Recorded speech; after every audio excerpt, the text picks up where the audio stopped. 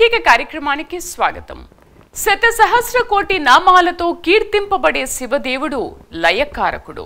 ఆది దేవుడైన శివుడు దుష్ట శిక్షకుడు, శిష్ట రక్షకుడు. ప్రథమ దేవుడిగా ఆరాధింపబడే పరమేశ్వరుడు ప్రమథ గణాల అధిదేవుడు. శివ సృష్టితో ప్రమథ గణాలు ఆవిష్కృతమయ్యాయి. విశేషంగా శ్రమించే ప్రమథ గణాలు దేవగణాల కంటే అధిక శక్తి గల దివ్య గణాలు. ప్రమథ గణాలపై దేవతలు భయభక్తులు కలిగి ఉంటారు.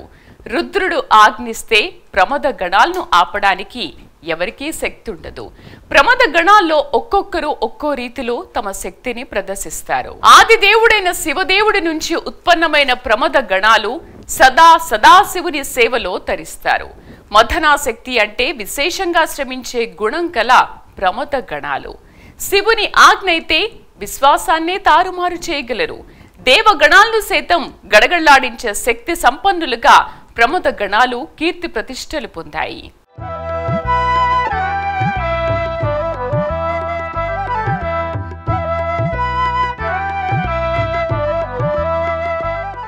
శివతేజస్సుతో ఉద్భవించిన ప్రమథగణాలు మహాశక్తి సంపన్నులు. ప్రమథ అంటే మదింపు అంటారు. మధించడం అంటే విశేషంగా శ్రమించడం అని అర్థం. కేవలం శివదేవుని మాత్రమే ఆరాధించే ప్రమథగణాలు శివదేవుని సేవకులు, దేవదేవుని ఆంతరంగికులు. సాధారణ శరీరాలకు భిన్నంగా గణాల శరీరాలు ఉంటాయి. అందుకే గణనాథునిగా కీర్తించి గణపతికి గజరాజు తలను పెట్టిన గజపతి అని కాకుండా గణపతి అని కీర్తిస్తారని పెద్దలు చెబుతూ ఉంటారు.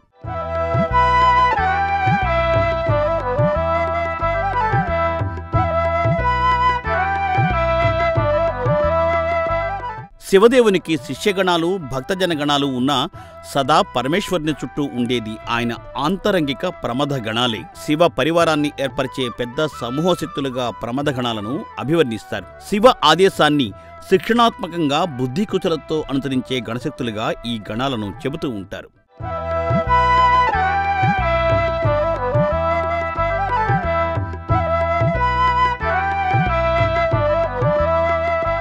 ప్రమథగణాల శక్తి దేవతాగణాల శక్తి కంటే అధికంగా ఉంటుంది.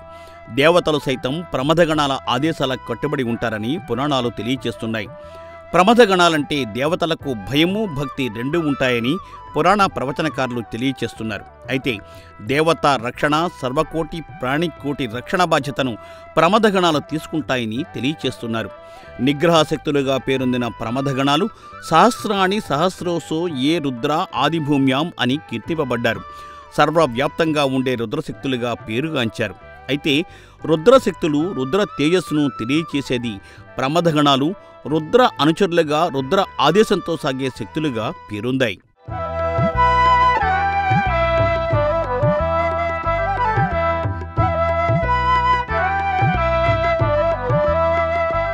జటాజూటం నుండి గంగాజల వర్షం, సర్పహార మాలధారణ, ఢమరుక నాదశబ్దం, ఈ స్థితిగతుల సమయాన శివుడు తాండవ నర్తకుడిగా దర్శనం ఇస్తాడు.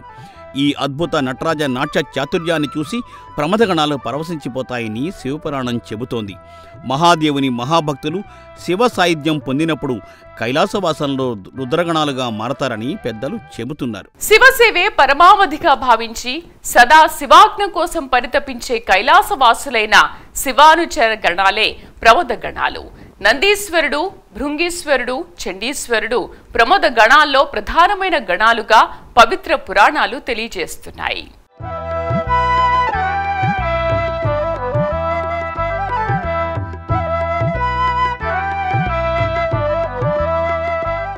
గణాధిపత్య స్థానం పొందిన వారిలో వీరభద్రుడు ఒకరు. సాక్షాత్తు శివస్వరూపంగా కీర్తింపబడే వీరభద్రుడు శివ వ్యతిరేక శక్తుల పాలిట అతి భయంకరుడు. శివశక్తిని తెలుసుకోలేక దక్షుడు అహంకరించి కుమార్తె పార్వతీమాతను పుట్టింట అవమానపరుస్తాడు. శివునిపై నిందాపూరిత వ్యాఖ్యలు చేసి అనుచితంగా ప్రవర్తిస్తాడు.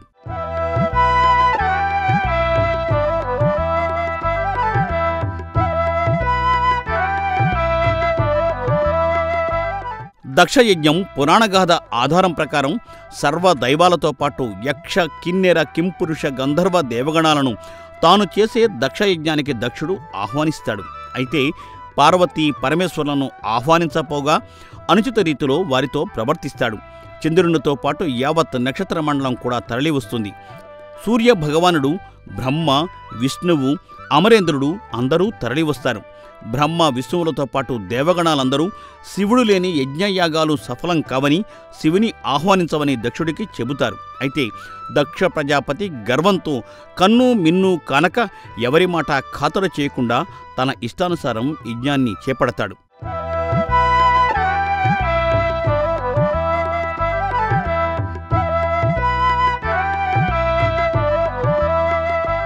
పుట్టింట అడుగుబెట్టిన సతీదేవిని దక్షుడు అవమానపరచడంతో జగజ్జనని ఆవేదన చెంది అగ్నికి ఆహుతి అవుతుంది. అప్పుడు భీకర రూపం దాల్చిన కైలాసంలో శివతాండవం చేస్తూ తన జటాజూటంలోని జడను తీసి నేలకు కొడతాడు మహాశివుడు. ఉగ్రరూపంలో శివుడు తాండవం చేస్తూ సృష్టించిన ఆ మహోగ్రుడే వీరభద్రుడు. శివ ఆజ్ఞానుసారం దక్షయజ్ఞం భగ్నం చేయడానికి వీరభద్రుడు బయలుదేరతాడు.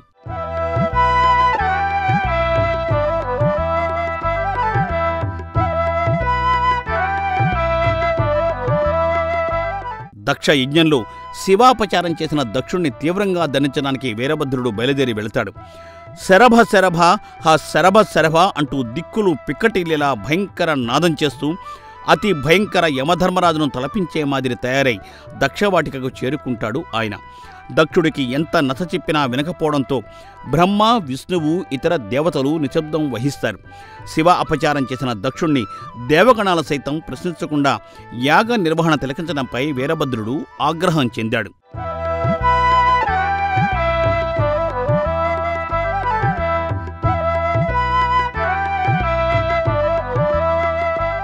ఉగ్ర నరసింహుడి మాదిరి దర్శనమిచ్చి శివ జటోద్భవుణ్ణి చూసి దేవతాగణాలు భీతిల్లాయి. అయితే దక్షవాటిక ముందు భాగాన కూర్చున్న సూర్య చంద్రులు రౌద్ర రూపంలో ఉన్న వీరభద్రుడికి నచ్చచెప్పడానికి ప్రయత్నించగా వీరభద్రుడు మరింత ఆగ్రహం పొందాడట. అమిత పరాక్రమవంతుడైన వీరభద్రుడు తన బీభత్స హస్తంతో సూర్యదేవునిపై దండించగా భానుడి దంతాలు నేల రాలాయట. ఈ కారణంగానే రథసప్తమికి సూర్య పర్వదినాలకు పరమాన్న ప్రసాదం తప్ప గట్టి పదార్థాల ప్రసాదం పెట్టరని పురాణ పెద్దలు, పురాణ ఇతిహాసాలు తెలియచేస్తూ ఉంటాయి.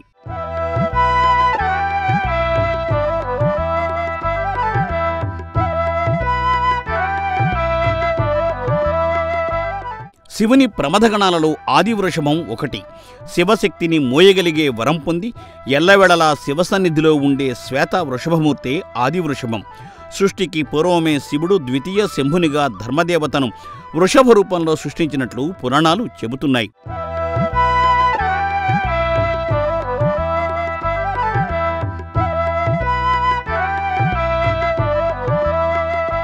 శివునికి అత్యంత ప్రియపాత్రుడు, ఆంతరంగికుడు, వాహన సేవకుడు నందీశ్వరుడు. మహాశివభక్తుడైన శిలాదుని పుత్రుడు నందీశ్వరుడు. ఈ గణమూర్తి అనుజ్ఞ అయితేనే ఎవరికైనా శివదర్శనం లభిస్తుంది.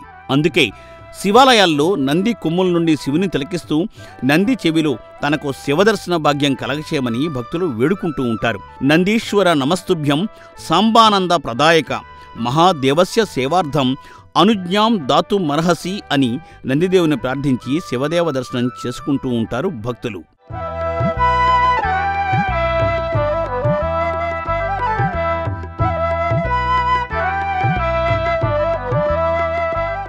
పరమేశ్వరుడి పరమభక్తుడు భృంగి. శివ ఆదేశం, శివ ఆజ్ఞ కోసం ఎప్పుడూ పరితపిస్తూ ఉండే భృంగి శివ ఆరాధన తప్ప మరో ఆరాధన ఎరుగడు. పార్వతీ పరమేశ్వరులు కూర్చుని ఉన్న సమయంలో ఆ ఆది దంపతులకు ప్రదక్షిణం చేయడంపై భృంగి సంశయించాడు. శివుడు ఒక్కరికే ప్రదక్షిణం చేయాలని తలచి భ్రమరంగా మారి శివ ప్రదక్షిణ చేశాడు.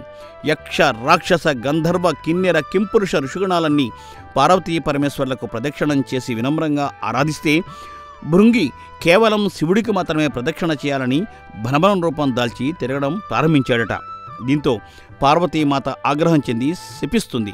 దీంతో పాదరహితుడు కాగా శివుని వేడుకుని అనుగ్రహం పొందుతాడు ఆయన. భ్రమరంలా మారి శివ ప్రదక్షిణలో చేసినవాడు అయినందునే ఆయన భృంగిగా పేరొందాడు.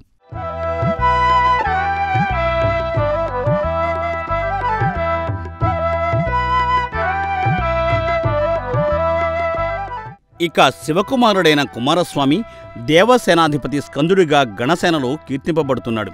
కపాలహస్తుడు, కాశీ పురాధీశుడు, కాలభైరవుడు, శివుని పంచముఖాల నుండి ఉద్భవించిన 5 గణశ్రేష్ఠులు, రేణుక, దారుక, ఘంటకర్ణ, విశ్వకర్ణ, ధేనుకర్ణలుగా గణశ్రేష్ఠులుగా వారు పేరొందారు. ఉద్దాలక పుత్రుడు శివకృపతో పరమజ్ఞానిగా మారి ప్రమథగణాల్లో స్థానం పొందాడు. ఇక శివనింద చేసేవారి పాలిట చండశాసనుడు చండీశ్వరుడు. సర్వకాల సర్వావ్యవస్థలయందు శివధ్యానంలో ఉండే చండీశ్వరుడు ప్రతి శివాలయంలో దర్శనమిస్తాడు. అయితే చండీశ్వరుడి ఆశీస్సులు పొందడానికి భక్తులు చప్పట్లు కొట్టి ధ్యానం నుండి బయటకు రప్పించడానికి ప్రయత్నిస్తారు. కొందరు ఈ చర్యను చూసి చండీశ్వరుడు చెవిటి దేవుడని తప్పుగా ప్రచారం చేస్తూ ఉంటారు. కానీ ఇది సత్యదూరం. సదాశివుని ధ్యానముద్రలో తరించే గణదేవుడు చండీశ్వరుడు. శివగణాలు కోకొల్లలు. ధర్మానికి విఘాతం జరిగితే దాన్ని ఎదుర్కోవడానికి శివగణాలు ఎప్పుడూ సంసిద్ధంగా ఉంటాయి. శివస్వామి అనుజ్ఞ తీసుకుని కొదమ సింహాల్లా ముందుకు దుమికి ధర్మ పరిరక్షణకు పాల్పడతారు.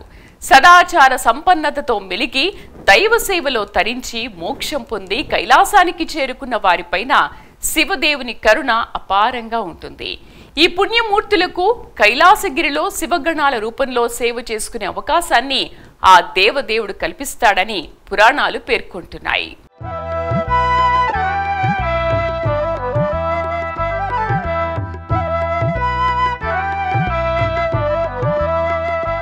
ప్రమథగణాల్లో చేరిన భక్తాగ్రేసురుల్లో ఎందరో మహర్షులు, మహనీయులు, మహాభక్తులు ఉన్నారు.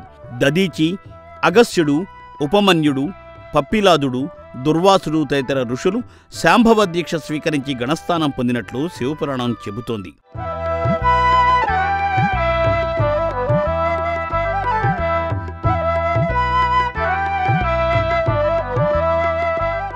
శివపూజ దురంధరులు, నిత్య సత్య శివదేవ ఆరాధకులు ఎందరో గణస్థానం పొందారు. విభూతి, రుద్రాక్షలు ధరించి శివలింగాన్ని మెడలో వేసుకుని శాంభవ దీక్షలో ఉండే ఎందరో శివయోగులు సైతం ప్రమథగణానికి చెందినవారిగా భావించవచ్చునని పెద్దలు చెబుతున్నారు. ఈ మహనీయులు కేవలం శివదేవ క్రతులు, శివకర్మలను మాత్రమే శ్రద్ధాభక్తులతో ఆచరిస్తారు. సృష్టికర్త బ్రహ్మదేవుడి సృష్టి పరంపరలో వచ్చే వర్ణాశ్రమ ధర్మాలకు, క్రతువులకు, కర్మకాండలకు ఈ గణాల వారు అతీతులుగా ఉంటారు.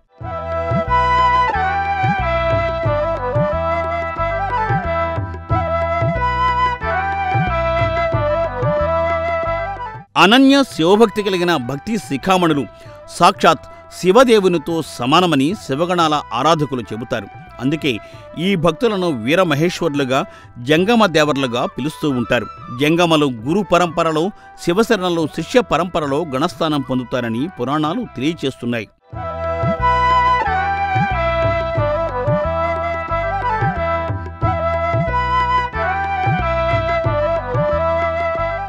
శివగణాల అవతారాలుగా ఎందరో కీర్తింపబడినట్లు బసవ పురాణం చెబుతోంది. శతాబ్దాలకు పూర్వం నడయాడిన బసవ, అల్లమప్రభువు, చెన్నబసవ, సిద్ధరామ ఇత్యాది శరణులు శివగణాల అవతారాలే అని ఆ పురాణం చెబుతోంది. అక్క మహాదేవి, హేమరెడ్డి, మల్లమ్మ తదితర స్త్రీమూర్తులు ఈ కోవకు చెందినవారే అని వివరిస్తోంది.